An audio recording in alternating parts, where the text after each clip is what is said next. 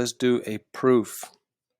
All right, in this proof, our goal is to use some of the properties that we've been talking about. And then pull up some of the properties that we'll need.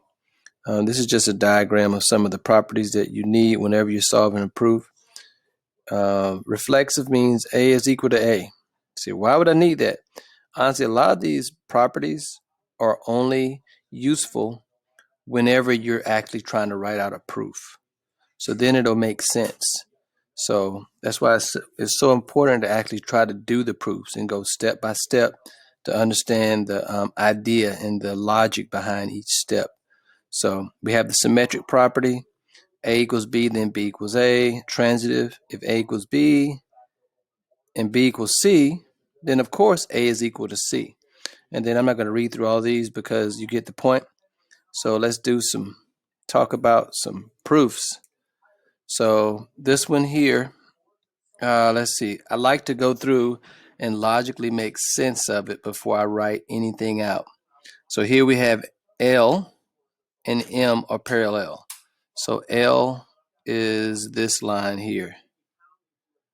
And I'm just kind of drawing a line on it just so we can visualize. That's line L, and this is line M. And those lines are parallel. Okay? So it also says that line S and T are parallel. I'm not going to draw lines over those. At least not, well, let's make it one. All right, so S and T are also parallel. So what do I know about that? Well, these angles are numbered just to make it easy when I'm trying to write out my proof. So I'm trying to make and want to show that angle 2 is congruent to angle 15. This angle is congruent to this angle. Well, it looks like it's congruent, but I'm going to use the logic of vertical angles, of corresponding angles, to show that angle 2 is congruent to angle 15, step by step. Well, watch this. Angle 2 is congruent to angle 5. Why is angle 2 congruent to angle 5?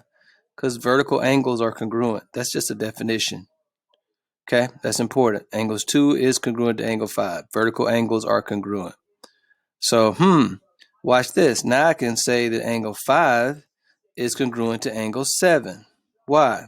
Because two parallel lines cut by a transversal. So I'm visualizing my transversal to be here, L, and these parallel lines here. Okay, so if I look at those two parallel lines and my transversal here, angle 5 and angle 7 are corresponding angles. Corresponding angles, if two parallel lines are cut by a transversal, are congruent. So angle 5 is congruent to angle 7. Same way going this direction. Well, I know that angle 7 is congruent to angle 15. Why? Corresponding angles again.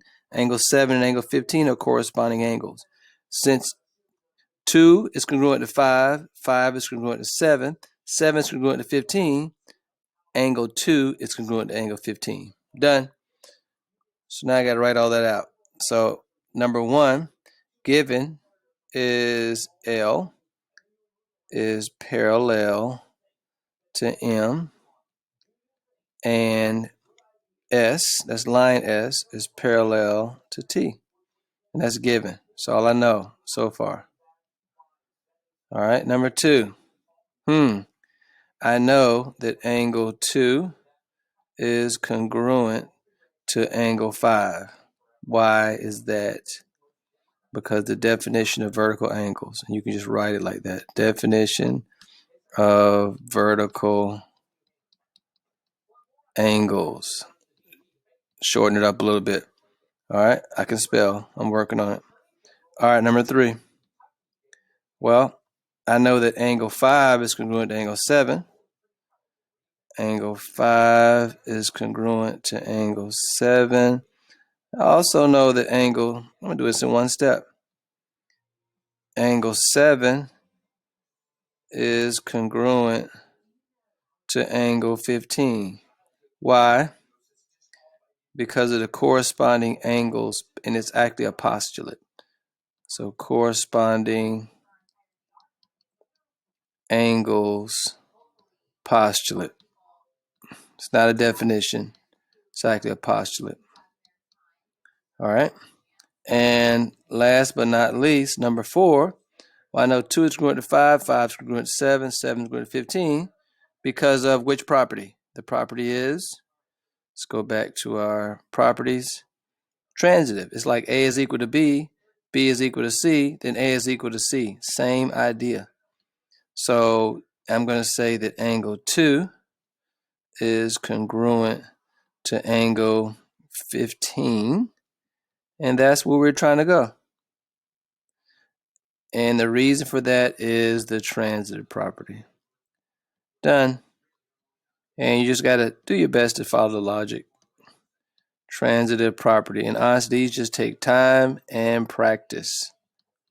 So that's it.